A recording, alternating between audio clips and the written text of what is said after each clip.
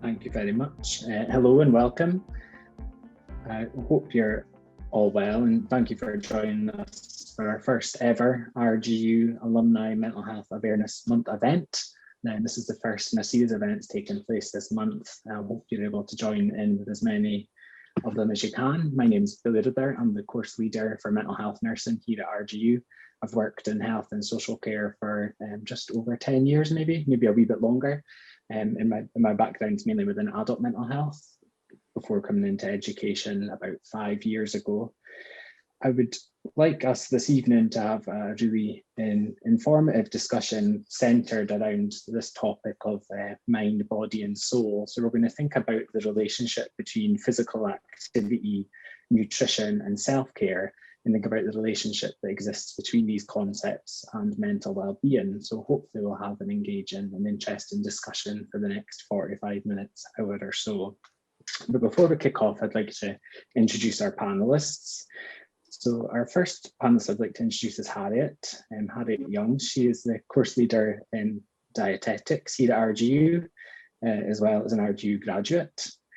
Graduating in nutrition and dietetics. After taking some time out to travel, Harriet returned to the UK to undertake a role working on the award-winning Food First project in Luton. She then moved into a clinical role within NHS Greater Glasgow and Clyde, working with a range of people to optimise their nutrition in a range of specialities and specialist roles, such as stroke, head and neck oncology, as well as neurology. Before moving to NHS Tayside, Harriet moved into academia in September 2015, roughly, yeah, so about 5 years as well, to support the BSc Hons Nutrition and Dietetics degree programmes, supporting students to develop skills to become HCPC registered dietitians. So thank you very much for joining us, Harriet. Thank you. Our second panellist is Emer Cooney. She is the founder of Emer Cooney Coaching and regularly works with people who feel anxious, stressed or overwhelmed.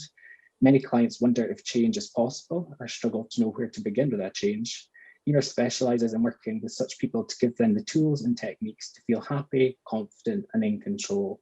This method is done by combining her skills as a mental health occupational therapist and qualified life coach to offer a truly unique experience and transformational experience in people's lives. So thank you very much and welcome. Thank you. Last panelist I'd like to introduce is John Silas. John is a Doctor of Physiotherapy student here at RGU.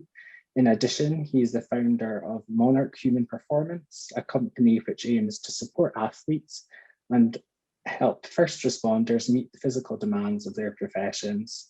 Prior to returning to full-time study, he spent 13 years working in performance sport as a strength and conditioning coach.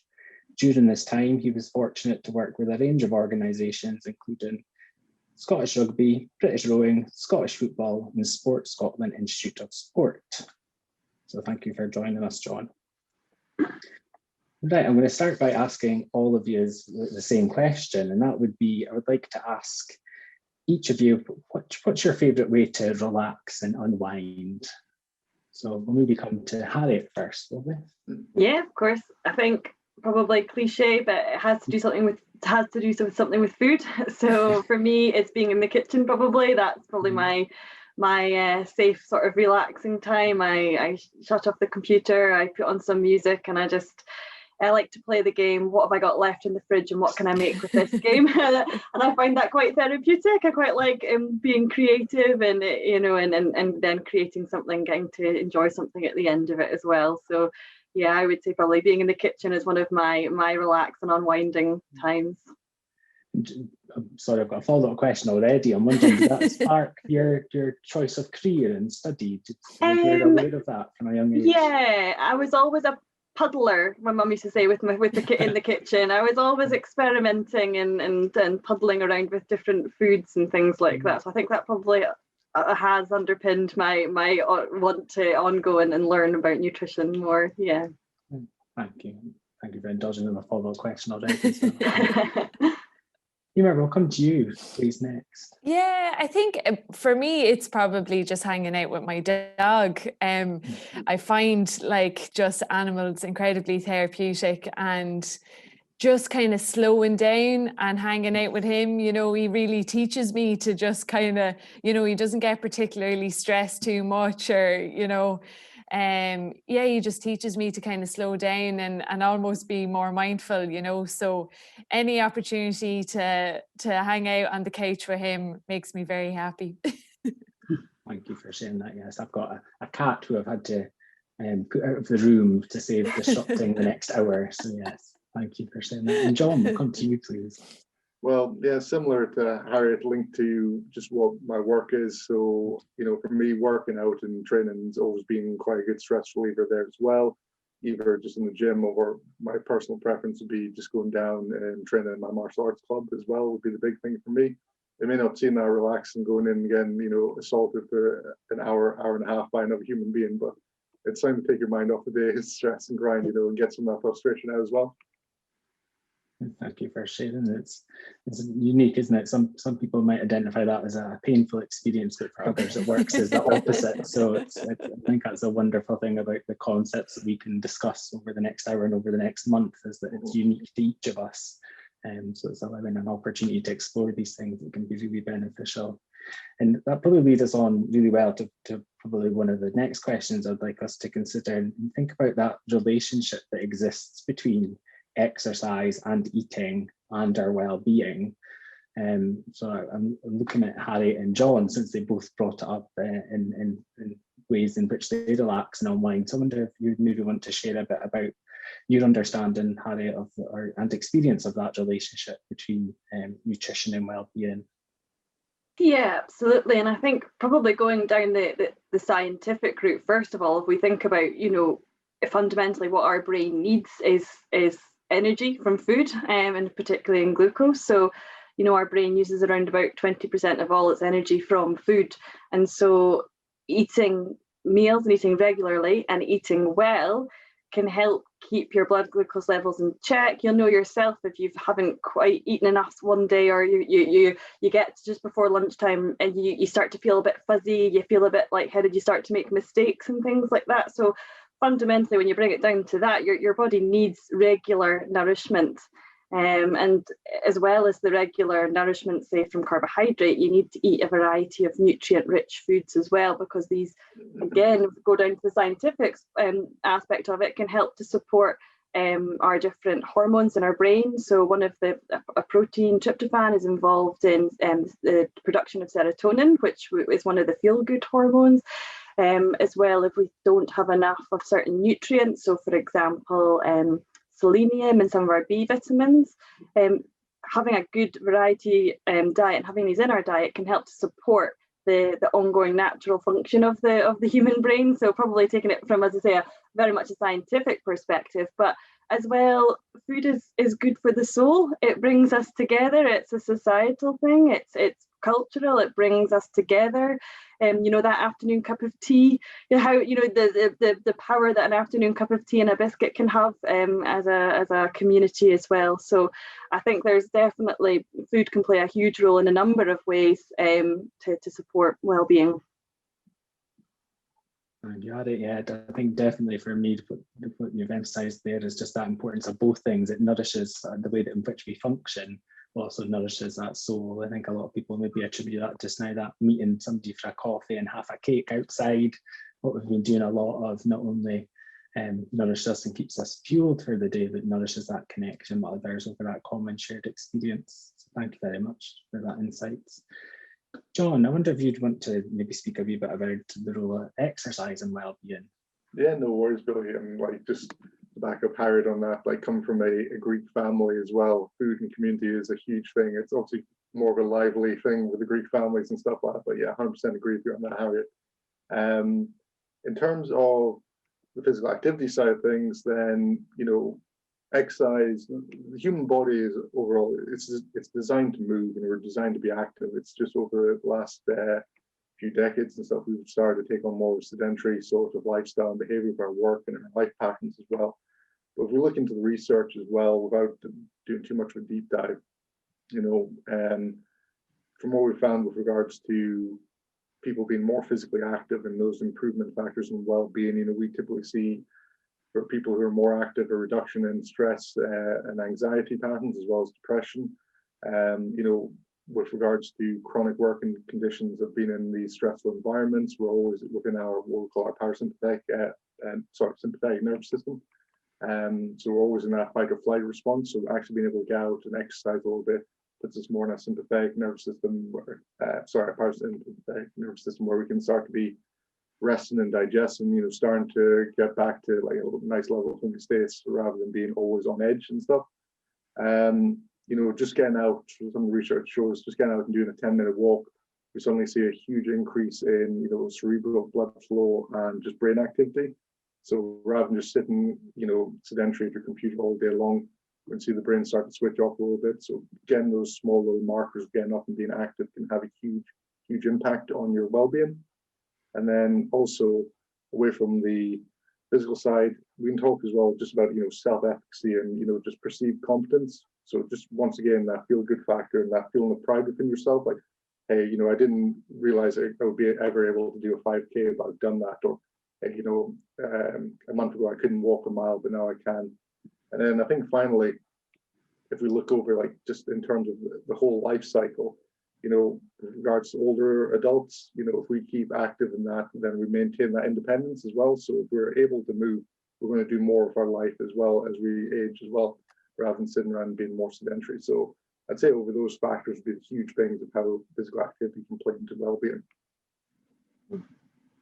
Thanks, John. Yeah, I think I often come back to me, it's maybe a bit simple, so please do tell me if it is, but we're designed to move. You know, our bodies are built to move, and actually the societal way in which humans live now is we move less, our bodies still want to do something, and we miss out on that bit. And I think that connection to our then that, you know, heightened sense of fight, flight, or freeze, we sometimes then think, well, where does that come from? Well, it comes from that we're designed to move, and we're not maybe doing it as much as we once did, or that we're designed to do. So we need to engineer ways to make that take place in our lives. Definitely. I think that's the way we're going as well now, looking at the physiotherapy route of things as well. It's just like the prescription of exercise and rehabilitation to help overcome, you know, common musculoskeletal injuries and stuff like that as well, and get people back up and active and moving. And we see great improvements across all markers within those patient groups as well. So it's a huge thing. And I like that we often in mental health nursing and then the broader speak about the concept of social prescribing, you know, the idea that we're prescribing an intervention that actually is good for our soul, body and mind, through connecting with others, through exercise, through nutrition and diet. So this can be a way to support people experiencing a range of ailments and challenges. So that concept that a prescription doesn't need to be a medicine or a physical intervention delivered by another. It can be something that originates in the community around us and in ourselves. Good. Thank you very much. I wonder, if you would maybe share a wee bit around what mechanisms, supportive things you support people to do in relation to like clearing their mind, and how does that help people, that being able to be mindful and be present? Yeah, definitely, Billy. Like, I think first of all, it's maybe like helpful to share that certainly in terms of mindfulness, where the aim is never to clear the mind. You know, I think sometimes that's a bit of a, and like, you know, I would have thought that's what we're supposed to do, you know, if we're doing a mindfulness meditation. But the kind of mindfulness guru in the Western world is a man called Jon Kabat-Zinn. And it just made so much sense to me when he said, like, if we're clearing the mind, there's a good chance you're dead. You know, like the brain is designed to think, to plan, and to organize. And so I think it can be a lot of people's experiences when they come to something like meditation or mindfulness meditation, when they sit down and they do it, that they find their mind keeps wandering off, you know, thinking about dinner later on, or something they need to do, or that difficult telephone call they had earlier, you know. And often the experience is one of frustration, you know, I'm not clearing my mind, I'm so distracted. And so with mindfulness, it's just recognizing this wandering mind that we all have, that has a tendency to always be searching and navigating the world, maybe looking for danger, you know, like John was talking about, that fight or flight response. And so that's just the job of the mind. But once we can just sort of recognize that and almost we're looking to give the mind a job to do. And so when it comes to meditation, often one of the practices we do is to focus on the breath. And so because we know the mind wants to plan and to think and to organize, if we give it the task of, we're going to sit down for 5 minutes, we're going to focus on our breathing as best we can, it quite likes that. It likes a task, it likes something to do, you know. So, you know, coming to something like the breath is just such a great, well, for me, just such a great tool to use in terms of managing stress or anxiety, because it's always with us. You know, we're not reliant on an app or a phone or a tablet to tap into something when we're feeling stressed, you know. And so just bringing our awareness to our breath, noticing the breath coming in and out of the body, what that typically feels like, you know. It's fairly easy to just notice the belly rising when we're breathing in and out. Is just a really nice kind of mindfulness tool or mindful tool to just, you know, manage our daily stress as we're going about. Great, thank you. I really like, I mean, I think it's important that we value our wandering mind. Like you say, it's a tool that we use, and when we use it purposefully, it allows us to function at a high multitasking level. But when that becomes more challenging, it can be because we've let it wander too expansively. And then it's about using it more purposefully. That's so that it. application of our ability to concentrate, to think, to feel, experience. Yeah. Absolutely. And I think, I know a lot of us can get frustrated with this. Oh, I was thinking about this thing that happened 5 years ago, you know, and it's like, it's not your fault. You know, if the brain, like you said, hasn't been given a purpose or is unoccupied, it can just have a tendency to drift to those places. It's just throwing up thoughts, you know, all of the time, you know. And then thinking about that purposeful application of that skill to achieve something that we want, whether it is that 5-minute mindfulness practice or whether it is a purposeful memory from 10 years ago that brings us feelings of happiness or reminds us of something that we love or connect with, and it's thinking about giving us that useful mechanism. Absolutely. Thank you very much. Harriet, I believe you're undertaking some research on mindful eating. So maybe that probably well from our current conversation. Absolutely. And I mean, it ties in perfectly to what we were just talking there about the being more mindful. And I think as we've seen during the lockdown, you know, the downloading of the apps like Calm and Headspace and things has gone up, and you know, a lot of people are more interested in and hearing about mindful and mindful approaches, and it certainly has been tagged on to eating as well. It actually has been for a while, but we're just sort of at the point where we're able to be doing a bit more research on it now. So it's much like you were saying, it's bringing yourself down to the present and listening, but we're using that to focus on our eating and our eating experience as well. So it's eating in a way that is using all our senses. So seeing, hearing, tasting, smelling, feeling the food as well. You know, and witnessing without judgment the emotional and physical response that we're feeling towards food at the time. So the goal is really to support a shift from that external thinking about food to explore our conscious eating behaviour. So I'm sure many people have been in a position, you know, where you've been in the cinema and you've had a pile of popcorn, and before you know it, you put your hand in and it's empty, or that box of chocolates on Christmas Day, and then you go in and there's just a few wrappers left, and you think, how did they disappear? You know, how did they disappear? You know, and that does happen. So that's probably called your mindless eating.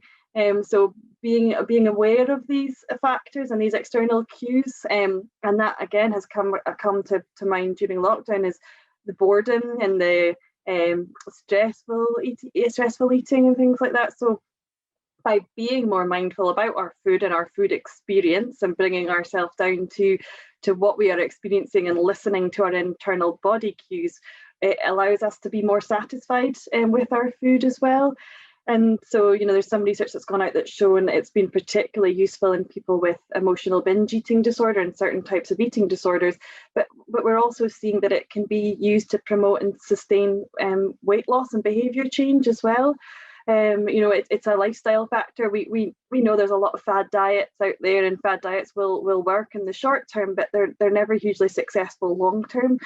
Whereas by approaching and a mindfulness practice is something that you'll practice for the rest of your life. It's not a skill that you get and then you do it. You can come and go with it. And so by taking that approach, it's just helping to improve these relationships with food, really, and to help people think about the food. And quite often, a way to say, if you're going to practice it, I don't know if anyone's got a piece of food or a drink or something in front of them just now, but you can almost use it as a way of, well, how would you explain to somebody that's never had this food? How would you explain to them what it's like? Is it juicy? Does it pop?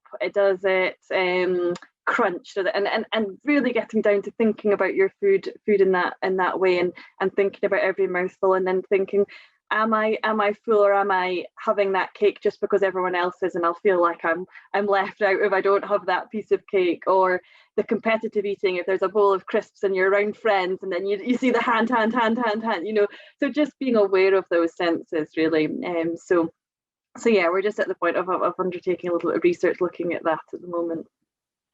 I think it's an absolutely fascinating area to consider, even that, like you say, that pre-stage of being mindful. Am I bored? Could I maybe want to do something else? Maybe it's I absolutely don't want to eat. Maybe I want to go for a walk, but the snack's right at hand. So that bringing mindfulness of the way in which we engage with food. Is it I'm going to go and enjoy this bowl of crisps with my friends? Well, I'm going to really enjoy it then, and not do it mindlessly, and not be half scrolling through an app and not really engaging. And realize that your lunch plate is empty, and when did you even start lunch? And that brings me back to almost our very initial discussion about food and that connection with people around us, being mindful of that social experience that's happening at the same time, and then our relationship with food through that can be so valuable. Sounds really interesting, and a long piece of work that you're doing, a big piece of research.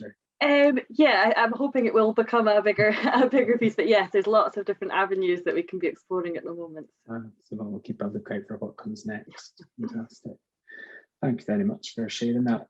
Emer, I'm wondering if you would like to share a wee bit around the work that you're currently doing in your coaching and consultancy role, and tell us a bit about your business, the motivation maybe behind you leaving your previous role within healthcare and creating up your own business at this time. Yeah, absolutely. Well, I suppose I started to notice, in all honesty, that I probably wasn't living very authentically to how I wanted to be living. And I think that was really encapsulated by the pandemic, just made me realize kind of how short life can be. And I suppose I was aware maybe that the 9-to-5 way of working just wasn't really suited to me, and I wanted to explore something else, And so, having worked in mental health for most of my career, I did become really interested in this gap between our mental health and maybe mental illness. And I know myself, when I was working as an occupational therapist, I started to feel pretty burnt out early on in my career, and say going to the doctor, and maybe speaking through some of this, they can advise you, maybe to take medication, but that wasn't an avenue that I wanted to explore. And I kind of knew I wasn't bad enough maybe that I needed to see a psychologist or a psychiatrist, but I knew something wasn't right. And so that kind of led me to life coaching, and I went to see a life coach. And I could just, through working with her, just started to notice how my life just wasn't aligned to my values. The way I was living my life just wasn't how I wanted it to be, and I wanted to create some change around that. So I'm kind of thankful for that experience, although, it was personally a tricky time. It brought this life coaching opportunity to me. And so I went and trained as a life coach. But I love that I can bring my experience as an occupational therapist, having worked in mental health, and I'm very passionate about mental health, and love that area, but just wanting to bridge that gap. And I just felt that the life coaching with it kind of nicely fits into that way of working. So I just decided then, sure, look, I'd give it a go and start this kind of life coaching / OT mental health service. So yeah, mainly seeing people one-to-one who are predominantly quite well, you know, like they're functioning, they're going to work, things are grand, or maybe on paper things look grand, but they're just not feeling that way, you know. So yeah, really exciting time, and really great area to work in, you know, meeting some great people, and yeah, it's going really well. Great to hear. And I think what it reminds me of is the way the conversation's evolved over the last 20 years to think not so black and white about mental health experiences either being you're well or you're ill, that we're actually all on the spectrum of mental health experience. And it's nice to think about how we can all optimize or support our own mental health to flourish. Flourish is the word that I use quite a lot, that actually there are things that make it difficult to flourish, like stress, like our work, like not having the opportunities that we would like. And that doesn't mean that we're ill and need to see a psychologist or a psychiatrist or go to the GP, but we maybe need to speak to another human being about our experience of being us, and things that could maybe change to help us optimize our way of being and way of living.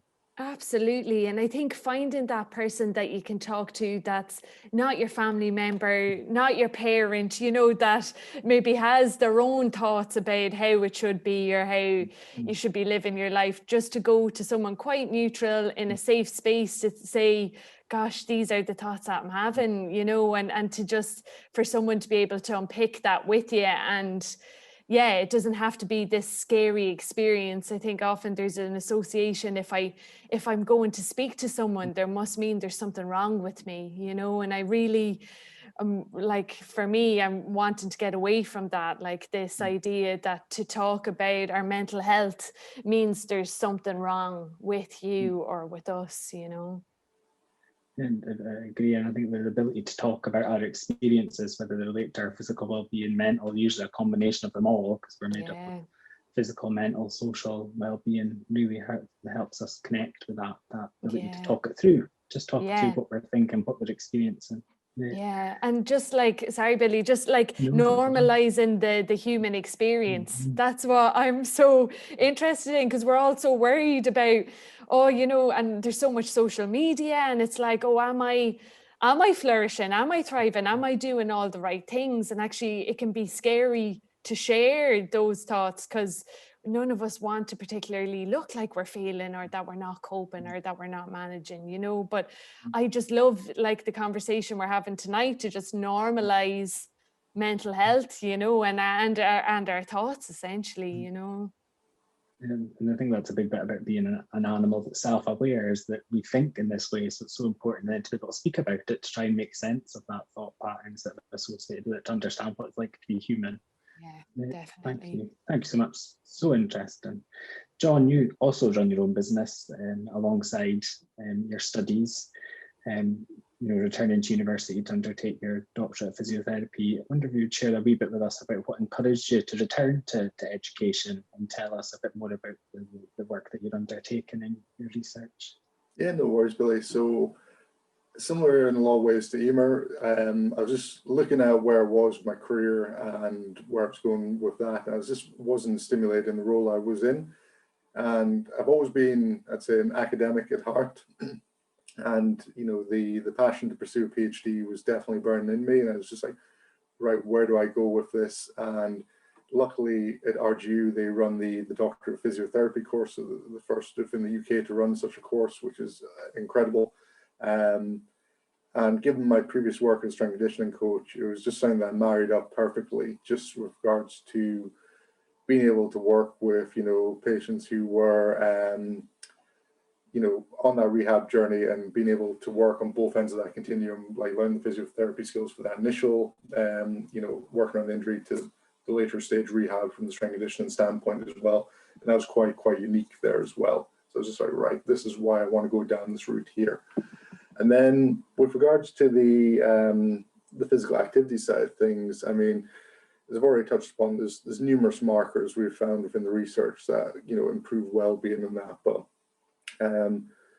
you know, big one for me has always been that, you know, that improvement in the immune system and overall, you know, health. So you've got less days of sickness and stuff. So it's going to stop you losing out on either work or education time and stuff like that as well. And I always come back to try and describe the human body a little bit, like with regards to physical activity, as like your car, because everyone can sort of assess this. So with your physical activity, all you're doing with that is you're helping to upgrade that engine and reinforce the chassis. And then you can drive that car for a lot longer over bumpier roads and stuff like that as well. So that's what we're always trying to do with that. And then obviously with my research and my business interests are sitting around, community of first responders and the military. These individuals work in very, very dramatic environments at times and can be very, very stressful. But the biggest thing, if you look at the research for these guys, is that the guys who are fitter going through either their selection schools or through simulated training, the fitter they were, the less the stress of the situation impacted them. So obviously any stressful situation, we're going to see a sudden increase in like hormone profile, like cortisol and stuff flooding into the system. The guys who are fitter, those overall markers were a little bit lower, and also they recovered quicker from there. So they were able to get back down to a baseline very, very quickly. So that's the big, big thing. And then, from my own experience of just applying some of the stuff into being a student, primarily during my master's degree when I was finishing up and writing my thesis, but like for everyone this past year throughout the pandemic, we're all stuck in the same room all day long. So it's nice just to get out and, get a change of environment and actually get away from your work and have things working over in the background as you think things through. And I mean, during my master's degree, like for the thesis, the amount of like light bulb moments I had when I was either out just walking the dogs or out for a run were huge. So I'd say, yeah, to anyone who's going through those situations, if you're a student right now, get time away, change your environment, just have time outside to think and just come back to that environment rather than just being stuck in a box all day. And that would probably be my biggest takeaways. Thank you, John. Yeah, I think I can definitely speak to that. We're kind of maybe socially conditioned that we're most effective sitting at a desk working, but actually that's not true certainly not true of mine. None of my best thoughts usually come when I'm driving, and you give us a good car analogy there. It's something where I get my light bulb moments. It's like, oh, wait a minute, that would work really well. So yeah, really interesting. Next question I'd like us to think about is, it's probably a tricky one because there's not a right or wrong answer like most things, but what I'd like us to think about is this conversation around the fact that there are days where we just can't be bothered. When we wake up and the clouds are grey, whether that's metaphorically or real, and we're thinking, I don't know what to do. Do I get up, get my trainers on and go for that walk, or do I allow myself that duvet day where I can rest up?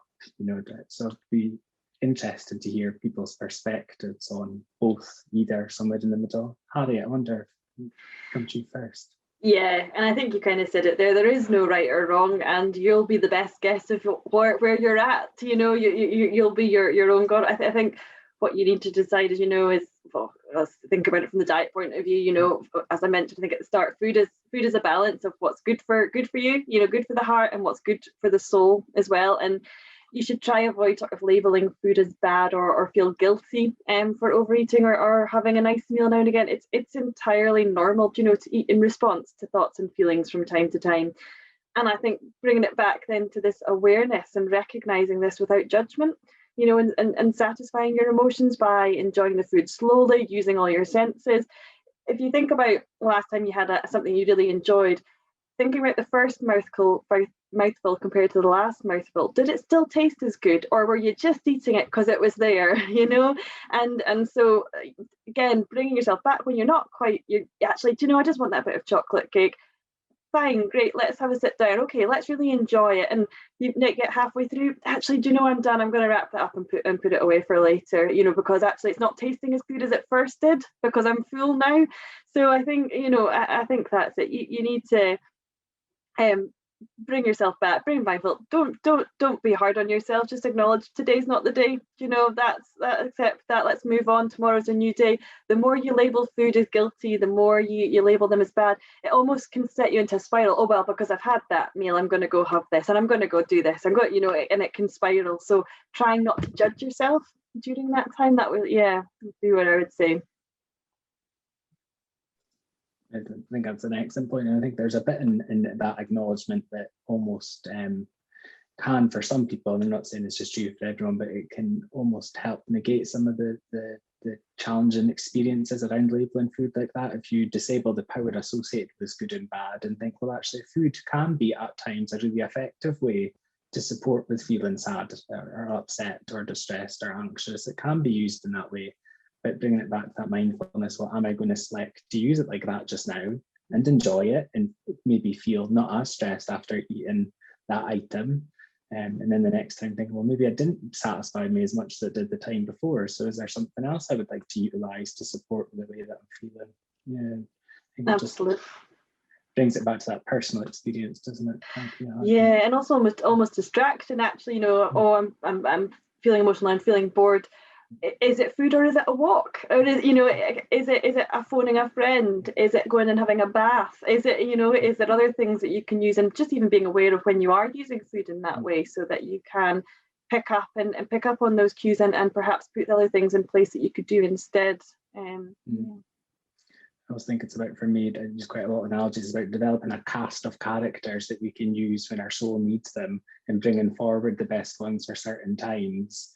And food would be one of mine, so would exercise. So we'd be watching something terrible on TV and I decide what one of that characters I can bring forward at certain times to support and optimizing the way that I want to be. So yeah, really. Don't know if anybody else, John or Emer, would you like to jump in with your thoughts around this rest day or motivated day?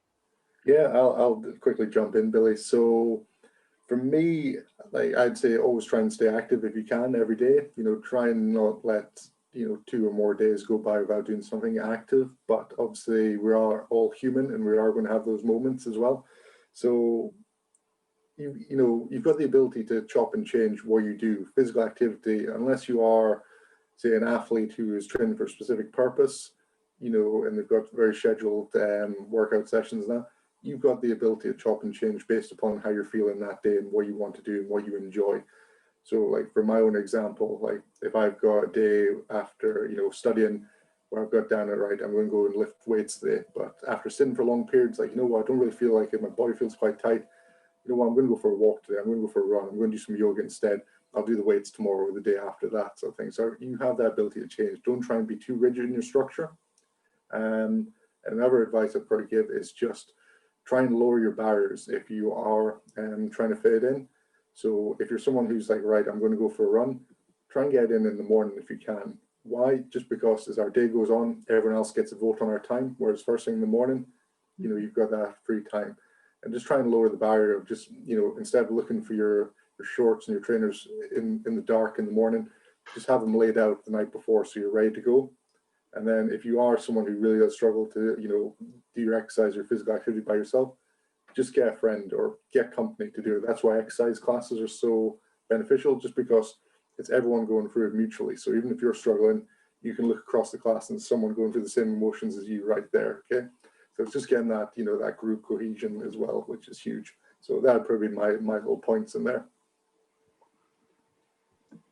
Thank you, John. Yeah, I can't wait to get back to some sort of group fitness. It's one of my favorites. Emer, do you want to come in? Yeah, like I was just like totally echoing, what Harriet and John said, and I think it's that bit of like was mentioned, that bit of compassion with knowing that if we're not feeling great today, like, giving ourselves permission maybe to take it down a gear. There's so much focus on sometimes achieving goals and striving and this kind of way of being that actually, like Harriet and John said, if you can be mindful as to how you're feeling and then choosing the appropriate activity with that, and so, I'm probably more, like have the nap if that's what feels good, but there's no maybe reason why you can't go for a walk around the block as well,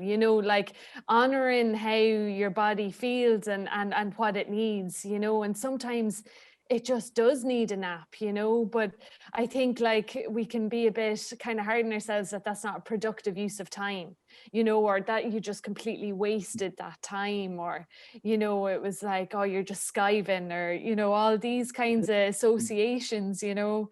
But actually the benefit of like a 10-minute power nap, or, you know, something like that, and then just a very gentle walk, you know, it's kind of the best of both worlds. Yeah. I think there's a really interesting point about what is that perceived pressure. So that be productive. Yeah. You can't go for a sleep and nap, say, well, what's my body and soul and mind telling me I would like to do, can often bring people into a real difficult dilemma of what do? I feel like I should be doing this, but I kind of want to do this, and that external pressure is what I can feel on me.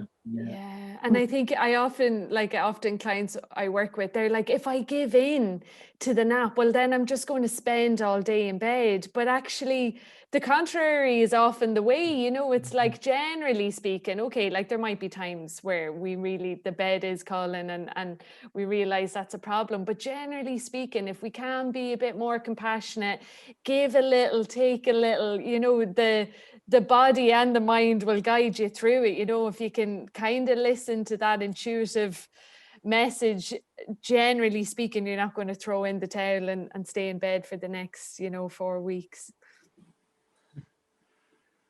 And I wonder, be mindful of time, and it's such an expansive discussion. It's been really interesting. But one of the things we did want to think about was the relationship between stress and maybe ways in which people can relieve stress and support in managing stress in life. And I recently read this week that there's been an increase in people reported feeling stressed and low mood and depressed over the last year. So I wonder if maybe each of you would like to share some of these stress relieving activities or ways of being. I think I can probably identify number one so far is that we're thinking about being mindful, but maybe other mechanisms or ways of thinking or being that might support others. I'll maybe come to you first, Emer, if that's okay. And then yeah.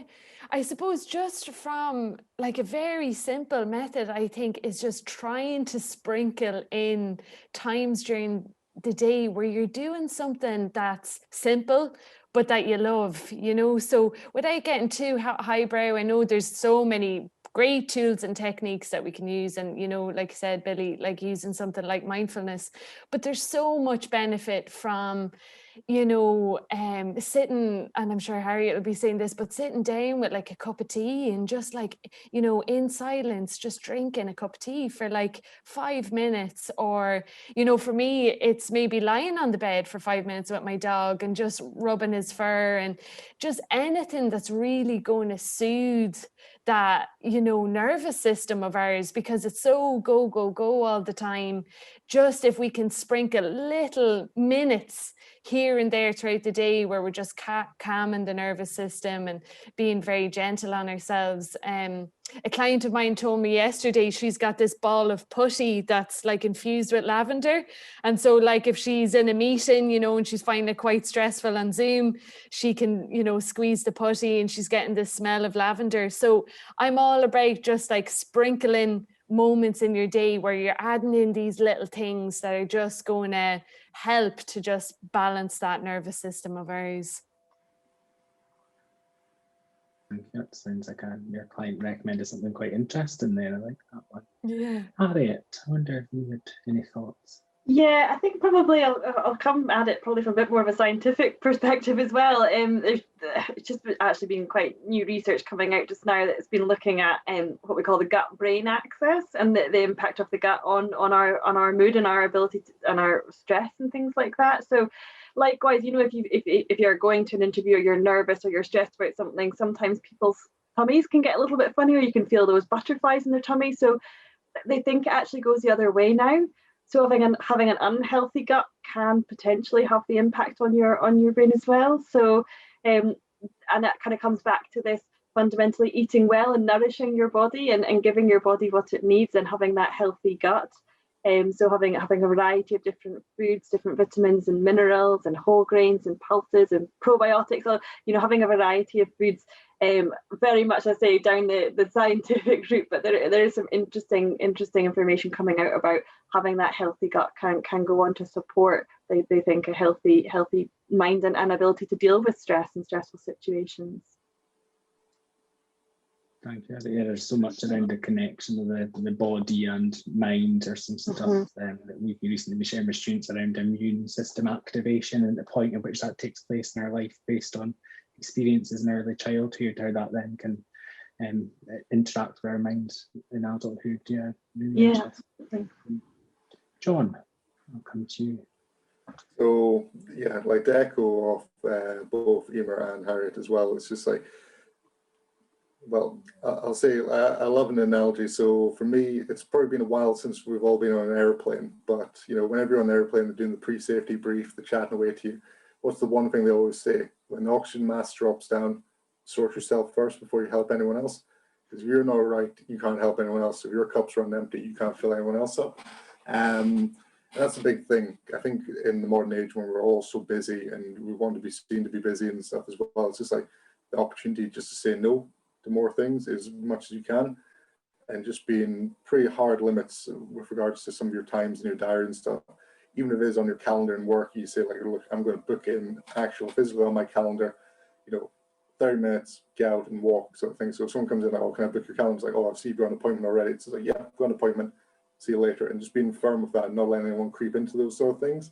So I'd say, yeah, setting up those hard boundaries and just thinking as well, if you're not in a great place and you're not looking after yourself, you're not going to be able to help anyone else. So that'd be where I'm going to come from with it. And I think normalizing that's an important conversation to have evolving, is that boundary sounds really harsh, but it's not. It's actually bringing awareness of your own preferences, wishes, relationships with others, because relationships are supposed to be reciprocal. They're supposed to work to serve both people. So boundaries are not, I'm going to get everything so you get nothing. It's I'm okay, you're okay. Like striving towards that approach it can be really helpful about optimizing. Yeah, really interesting. I'm going to do a quick round of final thoughts because we're at that time already, and then open up for questions. So Harriet, can I come to you for your maybe final thoughts on stuff that's yeah, I think I'll probably use a bit of COVID. You know, COVID has changed the way we have lived, where, you know, changed our lives. And I think from looking at our perspective of food, I think people have had different relationships with food, you know, whether that's cooking from scratch more because they've got the time to, or perhaps eating more for comfort and boredom. And so I think as we kind of move out, you know, I would just, you know, encourage people to take those positives that they have learned around food during lockdown and just be aware of the role that food has had in their life and yeah, bring those positive changes forward with them. And as I say, yeah, just getting down to that, acknowledging and being aware of the food and the food you're eating and why you're eating it. Yeah, I think I read quite an interesting opinion piece about thanking the COVID £10 for helping you survive a global pandemic. But if you want to change your relationship with food or have a different relationship post-COVID, then that's fine as well. Both are fine. So that bringing it back to when and why do I eat? How do I use food is a really key message there. So thank you for expressing that so well. Mara, we'll come to you for your closing thoughts. Yeah, like I suppose, you know, just what Harriet said, like as we're hopefully moving out of lockdown now, I think just giving ourselves time to adjust would be probably my final thought, that, you know, it's taken us such an adjustment to cope with COVID and to deal with all of that. And, you know, there might have been something that we learned about how we were living our lives. You know, COVID has certainly taught me about things that I don't want to go back into once the world starts to open up. And I think knowing that, again, bringing in what John said about your boundaries, knowing if there was parts of your life, the way you were living them, that weren't serving you, that weren't helpful for you, giving yourself the permission to not have to do those where possible, you know, moving out of COVID, and just be a bit kind to yourself now. You know, it's going to take us a while to transition out of this and to adapt to life again. So the big thing I think I see with working with clients is just, you know, I'm all for bringing in more self-compassion, just being kinder to ourselves, not being so hard on ourselves and feeling like we need to be doing more, or, you know, striving, just allowing ourselves to just be a bit more and give ourselves a bit of time to transition out of this again, you know. Yeah, that concept, and we spoke to ourselves the way we speak to our best friend. Yeah, How would life be? definitely. Yeah. Thank you very much, Imran. John, I'll come to you. So I'd probably say, like, from the information that you've heard here tonight, you know, there's been a lot of great info from Emer and Harriet and stuff, and just what's the smallest things you can do. So I think a lot of times people just rush out instantly and be like, right, okay, from this talk, I'm going to prep all my meals for the week, you know, like a figure comparator or something like that, and I'm going to do 2 hours of mindfulness and I'll work out twice a day and stuff like that. So it's like, it's not sustainable. You may make it a week and then you'll just be burnt out. So just like, what's the lowest hanging fruit you can do? Is it I'm going to do a 15-20 minute walk every day this week? Or, you know what, I'm going to get up every morning, make myself a nice healthy breakfast every morning this week, sort of thing. Or I'm going to take 2-3 minutes, 5 minutes, you know, work on some mindfulness stuff. And that would probably be my biggest thing. Like, what's the smallest thing you can do, and then start to layer stuff up on top of that once you've got that squared away, would be my big takeaway. Because being isn't a dramatic shift, it's a collection of things that we do. So yeah, be mindful of that collection of things, and when we want to change and adapt things, doing that in a way that is sustainable, and it's the key message. So I think it helps that narrative that there's nothing fundamentally wrong with us the way that we are, but there's things we want to optimize or maybe do differently. So we gotta change small bits of that.